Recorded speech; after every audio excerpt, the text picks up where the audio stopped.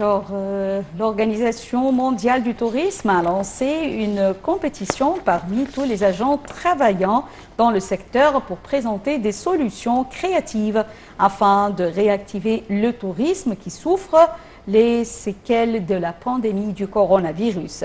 Cette campagne vise à dessiner une image positive de l'Afrique pour encourager les publicités visant à faire du continent une destination favorite pour les voyageurs. Et nous avons le plaisir d'avoir avec nous en ligne actuellement Monsieur Simon Saïr, l'expert en tourisme et guide touristique, qui va nous parler de ce sujet. Bonjour Monsieur Simon Saïr. Bonjour. Bonjour. Tout d'abord, comment voyez-vous la situation du tourisme africain actuellement? Bon, la situation, elle est très mauvaise. On va dire c'est une des plus difficiles que nous, on a pu y connaître, car selon l'Organisation mondiale du tourisme, le nombre de touristes internationaux, il a chuté de 60 à 80% pour l'an 2020. Alors, il a plongé pour le premier trimestre au-delà de 20%, et ensuite il a reculé pour des chiffres 60 à 80% sur l'ensemble de l'année.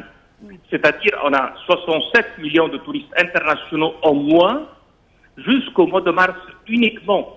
Et on s'attend à une perte de, envers la fin d'année, 80 milliards d'euros pour l'ensemble de l'Afrique.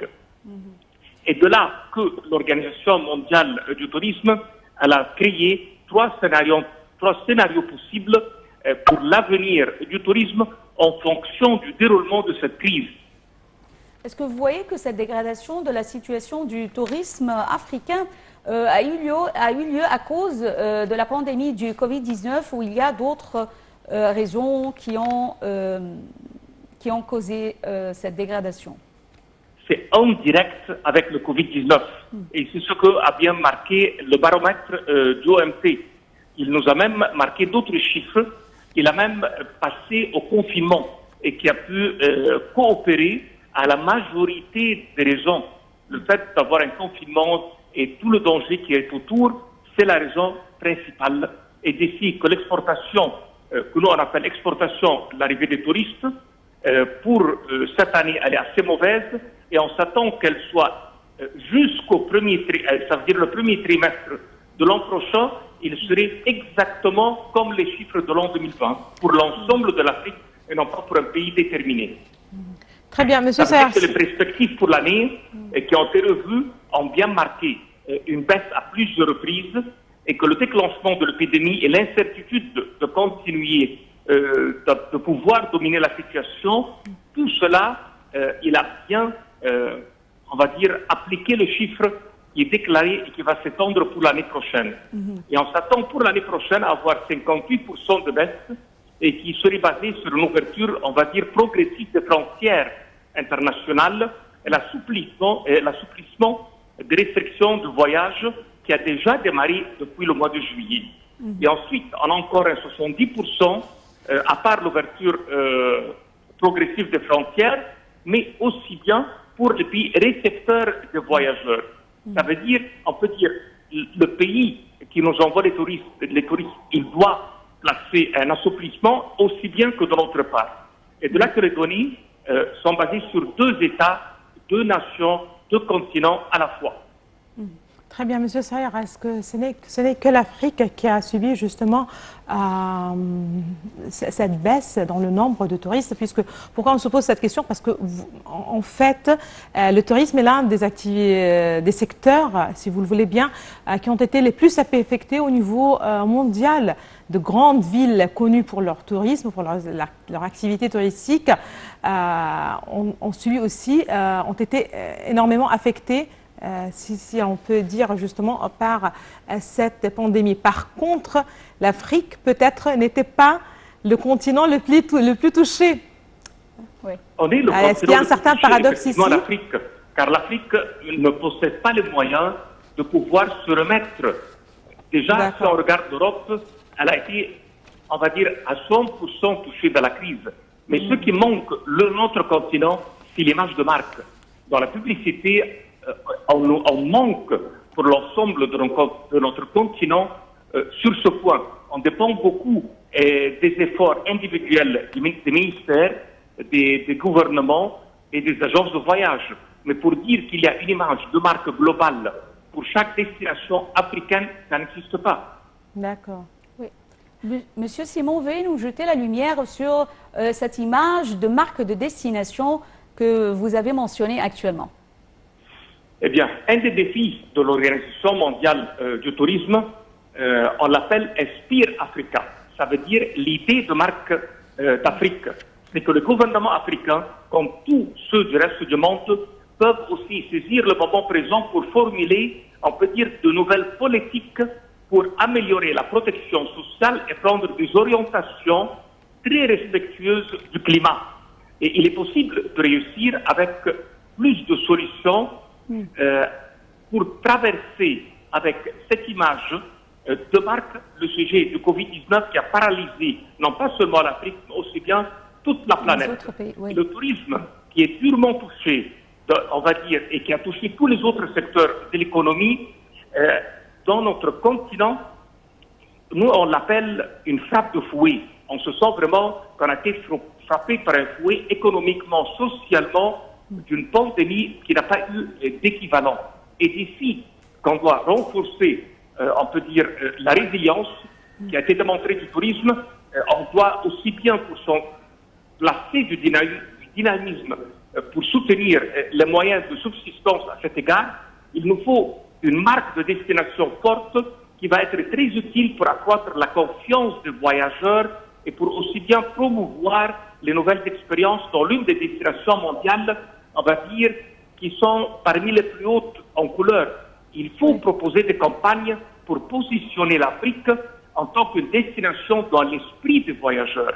Ça veut dire que la campagne va créer une image positive de l'Afrique en tant que destination touristique, ce qui va aider les pays, on va dire, d'une façon individuelle et entreprise pour projeter de nouveaux messages valorisant l'Afrique et à faire du tourisme un levier du développement. La campagne va créer une image non pas seulement positive à chaque destination touristique, mais il faut qu'elle soit dans le sens que chaque pays, d'une manière individuelle, avec toutes ses entreprises, ait une histoire très positive afin de mettre l'Afrique et le tourisme en tant qu'un outil du développement. Dans cela, les voyageurs choisissant notre État vont trouver un concept créatif, ils vont trouver un échantillon de matériel, communication, des propositions innovantes. Tout doit être vraiment très original. Est-ce que cette marque de destination est un peu semblable à celle qui a été évoquée lors du Forum de la jeunesse avec le président Abdel Fattah el-Sisi en déclarant que nous devons faire pour chaque ville comme une marque également d'identité? C'est un peu semblable? C'est pas loin, mais avec la différence. Celui qui a eu à Genève, il a été très attaché à ce qu'on appelle le tourisme numérique. Mais là, aujourd'hui, on va le classer dans le sujet de développement, d'investissement et d'environnement. Il serait dans la façon dans laquelle il va être placé pour faire un appel aux investisseurs pour placer leur argent en Afrique en réalisant des hôtels, des agences de voyage, investissement dans les bus, investissement dans les zones qui sont, on va dire, hors piste et hors chemin, comme par exemple le tourisme qui concerne l'environnement, comme toutes les réserves naturelles, le tourisme qui concerne les zones de guérison, comme chez nous, on possède des zones à Safaga et à Siwa et à Hammam Faraoun et autres. Alors, on cherche un investissement attaché à l'environnement et dans cela, on serait placé en Europe et dans le monde entier, dans le cœur de l'esprit pour qu'être choisi en tant que la destination des voyageurs. Très bien, Monsieur Saïr, dans une certaine mesure, l'Égypte qui fait partie de ce continent africain, est-ce qu'il y a un certain programme aménagé pour l'Égypte en particulier? C'est-à-dire, est-ce que les programmes en général seront aménagés selon les pays ou il s'agit d'une campagne plus ou moins généralisée? Pourquoi je me pose cette question? Justement parce que l'Égypte, en fait, certainement tout le continent africain possède des richesses énormes. un tourisme surtout vierge, destination touristique certainement d'élite, si vous le voulez bien, pour toute l'Afrique. Mais l'Égypte aussi a une certaine particularité, c'est-à-dire on a la nature, si on parle des richesses de la mer Rouge, à titre d'exemple, les stations balnéaires, mais on a aussi le tourisme culturel, certainement, le tourisme religieux, c'est-à-dire que la palette est beaucoup plus large. Vous avez complètement raison. C'est de là que le travail avec l'Organisation mondiale du tourisme, il est État par État. Il divise l'Afrique en 3 sections. Il y a la section du nord de l'Afrique, il y a la section de l'Afrique profonde et puis il y a le sud de l'Afrique. La partie de l'Afrique profonde, c'est la partie qui s'occupe beaucoup du safari. Et ce sont des voyages qui coûtent pour le couple entre 10 et 20 000 euros. Alors, c'est une destination très spéciale. Par contre, pour notre côté, on a 2 modèles. On a le modèle loisir, ça veut dire la mer Rouge, la Méditerranée, avec les plages, avec la compétition, avec le Maroc, la Tunisie et autres. Alors ça, c'est un modèle. Et on a le deuxième modèle, c'est le modèle du tourisme culturel et l'environnement. Et de là qu'il y a une coopération entre l'organisation et les gouvernements et les agences de voyage et les experts pour pouvoir réaliser un projet par destination et par domaine. Jusqu'à maintenant, les résultats ne sont pas là, mais le travail s'effectue, car le temps de collecter l'information, de travailler dessus et de la présenter, ça prend des mois. Et vu qu'on ne s'attend à un développement ou à un retour du tourisme qu'au 2e trimestre de l'an prochain, alors le travail va prendre son temps jusqu'à qu'il serait déclaré. S'il serait déclaré avant la date prévue, ce qui veut dire qu'on va perdre cette image. Quand on déclare les choses avant le temps, c'est vrai qu'on gagne de la publicité momentaire, au moment même, mais on perd, on va dire, la longitude et l'effet à long terme. Et de là, c'est très important qu'ils prennent leur temps pour donner une image de marque, qu'elle soit présentée au monde entier dans la date de l'an 2021 pour qu'elle puisse nous ramener un bon tourisme pour le 2e trimestre. Très bien. Si on se souvient bien pour l'Égypte, et avant d'ouvrir certaines villes pour le tourisme international, Marsa Matrouh, Marsa Alam, Sharm el-Sheikh, c'est-à-dire justement avant d'accueillir les touristes, on a vu le ministre du Tourisme et de la Culture en personne qui était sur place pour vérifier le respect des règles justement et des mesures mises en place pour garantir la sécurité, si vous le voulez bien, des touristes. Est-ce que c'est le cas aussi pour le continent africain? Est-ce qu'ils vont devoir, chaque pays va devoir justement montrer au monde voilà à quelle mesure ou dans quel contexte c'est possible de respecter les recommandations de l'OMS et des mesures justement qui sont entreprises pour éviter certainement toute contamination ou autre? Alors, on va dire, c'est déclaré de leur part qui respectent toutes les normes internationales. Mais quand on arrive à l'application, alors c'est l'Égypte qui est en premier pour l'application. Et de là qu'on a été les premiers choisis pour envoyer les touristes. Quand on regarde les pays qui sont autour de nous et n'ont pas été compétents, malgré leur déclaration et leur travail, mais n'ont pas reçu le nombre que nous on a reçu. Hurghada, Sharm el-Sheikh et les autres destinations ont fait un grand accueil pour beaucoup de vols. Et même on repère que la France, quand elle a ouvert le charter, elle l'a ouvert en premier pour l'Égypte pour le 3 du mois. Alors, et de là qu'on dit on est pionnier dans ce domaine, mais le point, ce n'est pas chez nous. C'est qu'en Europe, vu que le Covid reprend de nouveau le Covid-19, c'est eux qui ont la peur de quitter leur pays et qui ont le confinement.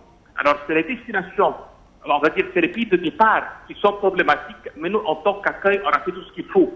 Et de là qu'on ne s'attend pas à une reprise, vu les problèmes qu'eux possèdent et non pas le travail que nous on a fait.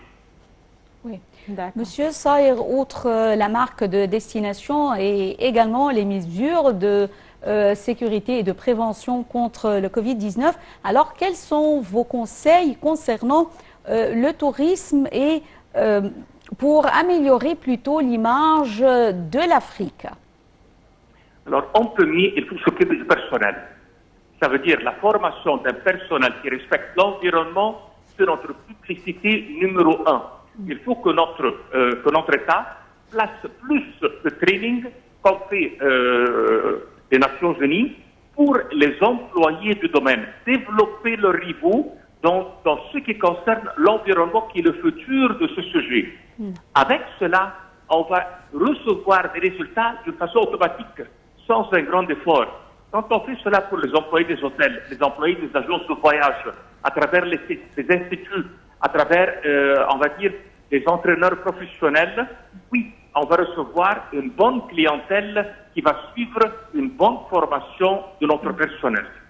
C'est le but pour le futur du tourisme, car quand on voyage et on repère qu'il y a plein qui ont quitté la carrière dans la crise, il faut former les nouveaux arrivés. Les nouveaux arrivés ne sont pas formés comme les précédents. Les précédents, avec la crise, il n'y a pas eu une aide. Par exemple, la France, l'Italie, ils ont payé à leurs employés 80% de leur salaire durant les premiers 6 mois qui ont suivi le Covid-19, et ça a été prolongé pour 6 mois de plus. Et avec cela, on confirme la présence de la classe ouvrière et des professionnels dans la carrière. Mais dans notre monde, on ne peut pas le faire, vu que le revenu n'est pas basé sur un salaire, mais sur des récompenses et sur des commissions et sur plein d'autres médias. Voilà. Alors oui, on a un problème maintenant pour le personnel. Il faut faire une grande formation pour confirmer au retour du tourisme qu'on a une main-d'œuvre. Monsieur Simon Saïr, guide touristique et expert en tourisme, nous vous remercions infiniment pour ces explications. Merci d'être avec nous à travers le téléphone. Merci. Merci Donna, je tiens à te remercier toi aussi. Et on arrive à la fin de cette édition de notre programme Bonjour l'Égypte. Tout à fait. Voilà, très bonne journée à toi, très bonne journée à vous tous. Merci de nous avoir suivis et excellente journée à toutes et à tous. Au revoir.